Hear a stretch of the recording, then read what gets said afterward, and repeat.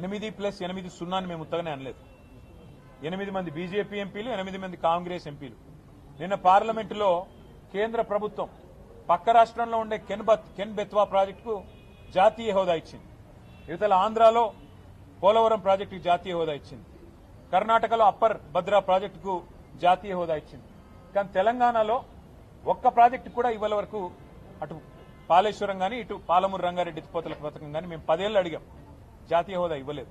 నిన్న సిగ్గు లేకుండా కేంద్ర ప్రభుత్వం పార్లమెంట్ సమావేశాల్లోనే మేము జాతీయ హోదా పాలమూరు రంగారెడ్డి ఎత్తిపోతల పథకానికి ఇవ్వం అని చెబితే కూడా చావలేని చేతగాని కాంగ్రెస్ బీజేపీ ఎంపీలు ఒక్కరు కూడా లేచి మాట్లాడలేదు. ఎట్లా ఇవ్వరు?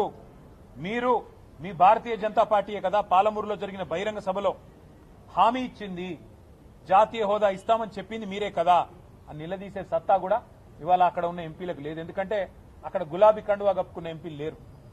అది ఇవాళ తెలంగాణ చేసుకున్న మరి దురదృష్టంగా నేను భావిస్తూ, మరి ప్రజలు అర్థం చేసుకోవాలి, రైతులు అర్థం చేసుకోవాలి.